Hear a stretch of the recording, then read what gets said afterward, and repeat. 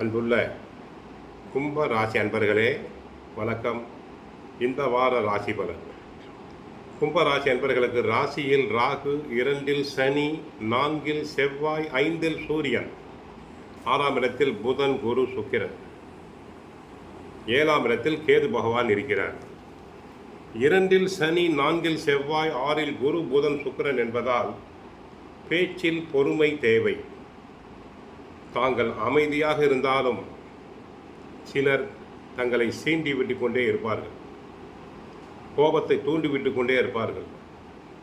குடும்பமாக இருந்தாலும் சரி, தொழில் செய்யும் இடமாக இருந்தாலும் சரி, வீட்டில் மனைவி கோபத்தை தூண்டிவிட்டு கொண்டே இருப்பார். ஆகவே கும்பராசி ஆண்கள் சிறிது காலத்திற்கு மனைவியிடம் பேச வேண்டாம். தங்களிடம் வம்பு இழுத்து கொண்டே இருப்பார்கள், தங்களுடைய மனநிலை தெரியாமல். தேவையில்லாத வாக்குவாதங்கள் ஏற்படக்கூடிய நேரம் இது. பொறுமை தேவை. சக்திக்கு மீறிய வீண் செலவுகள் உண்டாகும்.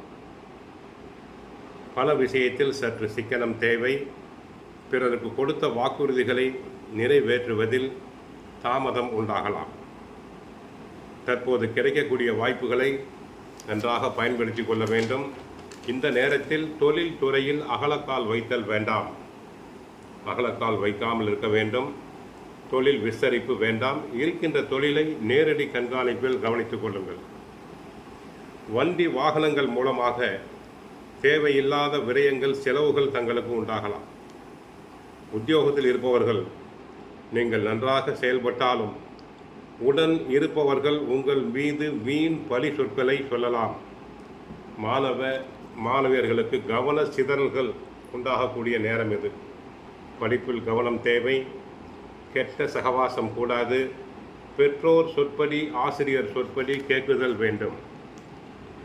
2ஆம் இடத்துக்குரிய குரு 6இல் மறைந்திருக்கிறார், நினைக்க வேண்டாம்.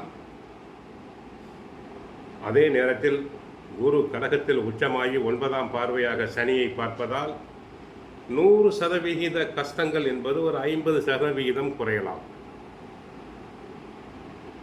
சிலருக்கு விரும்பிய இடத்திற்கு இடமாற்றம் ஏற்பட வாய்ப்புண்டு. சுகஸ்தானத்தில் செவ்வாய் சஞ்சரிப்பதால் தொழில் வளர்ச்சி ஓரளவு உண்டு. 6இல் குரு என்பதால் தேவையில்லாத பகை. நல்லபடியாக பேசினாலும் பொல்லாப்பு.